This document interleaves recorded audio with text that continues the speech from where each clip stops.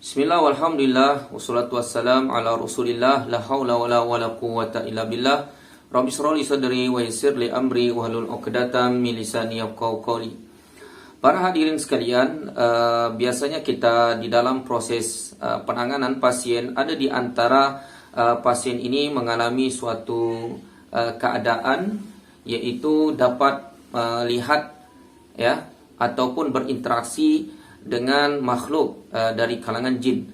Maka ketahuilah bahwa ini merupakan suatu masalah, ya, karena mengingat secara hakikatnya manusia ini tidak bisa melihat kalangan jin, ya, karena jin ini Allah Subhanahu wa taala menjadikan pada kalangan jin ini melihat kita di suatu tempat, di suatu keadaan, ya, sedangkan kita tidak bisa melihat mereka di suatu tempat ataupun di suatu keadaan.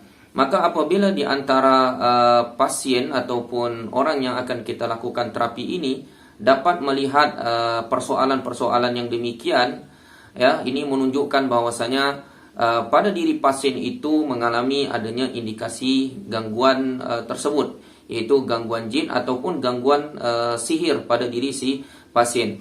Maka hal-hal itu harus dilakukan atau dihilangkan, karena mengingat secara fitrah kita sebagai manusia ini tidak melihat yang demikian, ya, maka butuh solusi-solusi dalam penanganannya. Biasanya pasien yang demikian itu indikasi gangguan yang paling banyak adalah di persekitaran mata daripada pasien. Maka perlu dibacakan ayat-ayat Quran di bagian matanya dengan niat kepada Allah Subhanahu wa taala menghilangkan indikasi penglihatan kepada makhluk yang demikian. Karena hakikatnya para hadirin, ya, syaitan berusaha memberikan ataupun menampakkan pandangan-pandangan di mata manusia. Ini akan memberikan tekanan lagi secara psikis atau secara jiwa pasien tersebut. Akan muncul ketakutan-ketakutan yang semakin ditambah lagi ketakutan itu.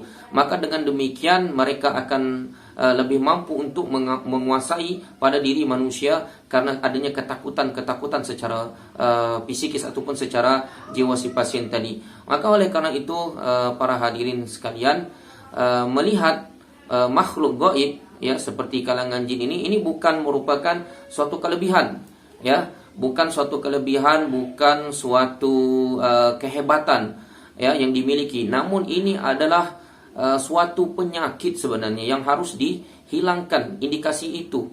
Karena hakikatnya kita ingin kembali normal, ya, hakikatnya normal kita sebagai manusia ini adalah tidak melihat perkara-perkara yang demikian. Makanya para hadirin, baik indikasi gangguan itu seperti gangguan indigo, ya, indigo anak-anak yang kadang-kadang masih usianya ya kecil, tapi bisa melihat ini ada penampakan ini, ada penampakan ini, ada penampakan ini, ya, indikasi jelas adalah indikasi gangguan jin.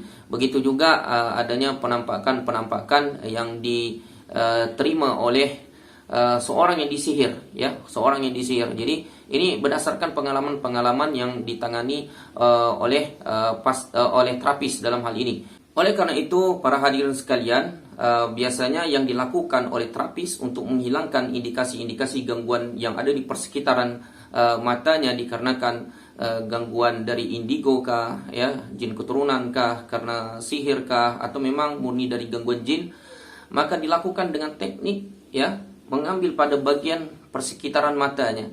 Jadi di area yang dekat di bagian matanya. Jadi seperti di sini, kemudian agak ada sedikit cekungan, kemudian dilakukan dengan teknik seperti ini, ya, dengan teknik seperti ini. Kemudian dibacakan ayat-ayat Quran, ya, dengan tujuan niat untuk menghilangkan segala bentuk indikasi-indikasi gangguan yang ada di matanya, ya.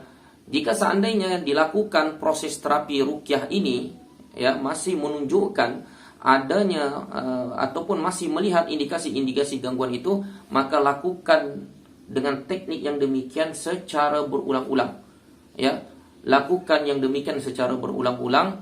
Kemudian tanyakan kepada pasien apakah masih melihat indikasi gangguan itu atau sudah hilang. Jika seandainya masih dia melihat indikasi gangguan, maka tetap dilakukan proses terapi dengan menekan di titik area persekitaran mata, ya, sampai benar-benar hilang indikasi, ya, dan dilakukan secara terus menerus dengan izin Allah, biiznillah, sampai hilangnya indikasi melihat makhluk yang demikian. Karena indikasi gangguan bisa saja bercokol di bagian mata sehingga diarahkan untuk melihat indikasi-indikasi ataupun melihat makhluk yang ditampakkan di pandangan matanya. Mungkin ini cara metode yang biasa dilakukan oleh terapis dalam penanganan kasus, khususnya melihat indikasi-indikasi gangguan tersebut. Mudah-mudahan dengan teknik yang singkat dan ringkas ini dapat kita amalkan, dapat kita terapkan, ya. Jika ada di antara keluarga yang mungkin mengalami sebagaimana yang saya sebutkan tadi, ya, mudah-mudahan dengan izin Allah Subhanahu wa taala dihilangkan indikasi tersebut biiznillah, atas izin Allah Subhanahu wa taala.